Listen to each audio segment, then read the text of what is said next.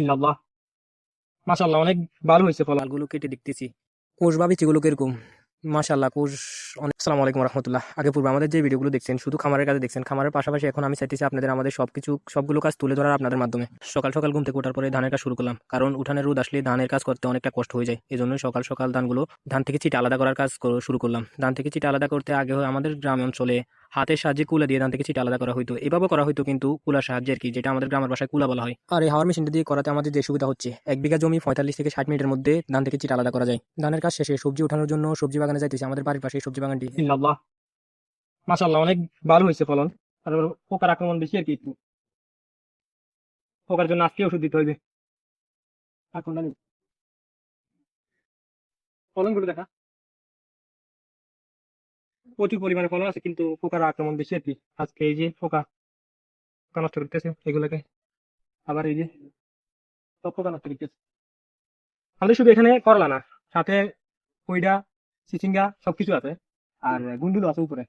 সবকিছু নিয়ে আমরা এটা আমাদের খাওয়ার জন্য আর কি চাষ করা। এদিকে এদিকে এদিকে এগুলো চিচিঙ্গা বা কইডা দিয়ে যেটাই বলে আর কি। এটা অনেক ভালো ফলন, কিন্তু কম আর কি, ফলন একদমই কম। ওইদিকে দেখো একটু। আয়, এদিকে আয়। এগুলো হলো চিচিঙ্গা, একদম পোকা নষ্ট করে ফেলতেছে, এই যে বড় হইতেছে। আর এখানে আছে অনেক, এখানে দেখা যাইতেছে কি এগুলা চিচিঙ্গা। আজকে সবজি সংগ্রহ শেষে আমরা আমাদের বাড়ির পাশে একটি তাল গাছে আমি নিজেই উঠতেছি, উঠে তালগুলো কেটে নিয়ে এসে নামালাম। নিচে নামানোর পরে তালগুলো কেটে দেখতেছি, কোষ বা বিচিগুলো কিরকম।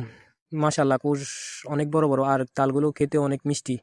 তাল কাটা শেষে আমি আমাদের সবজির বাগানে কীটনাশক দেওয়ার জন্য কীটনাশক মিক্স করতেছি।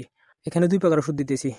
একটা হচ্ছে যে আপনার করাটিকার জন্য, প্রথমে যেটা দিচ্ছি এটা করাটিকার জন্য, আর এখন যেটা দিতেছি এটা পোকা দমন করার জন্য। মিক্স করা কীটনাশকগুলো আমি ভালোভাবে প্রয়োগ করতেছি, উপর থেকে এবং কি নিচ থেকে দেওয়ার কারণ হচ্ছে যে নিচ থেকে দিলে কীটনাশকগুলো ভালোভাবে প্রয়োগ করা যাবে আর কি, স্প্রে করা যায়। আর কীটনাশকগুলো স্প্রে করা শেষে আমি আমাদের গরুর খামারে চলে যাই গরুগুলোকে গোসল করিয়ে দেওয়ার জন্য। আমি আর বাবা মিলে গরুগুলোকে ভালোভাবে গোসল করে দিতেছি, কারণ আমাদের এই লাল গাভীটা আগামীকাল শনিবার বাজারে নেওয়া হবে আর কি, কোরবানির উদ্দেশ্যে হাটে বিক্রি করার জন্য।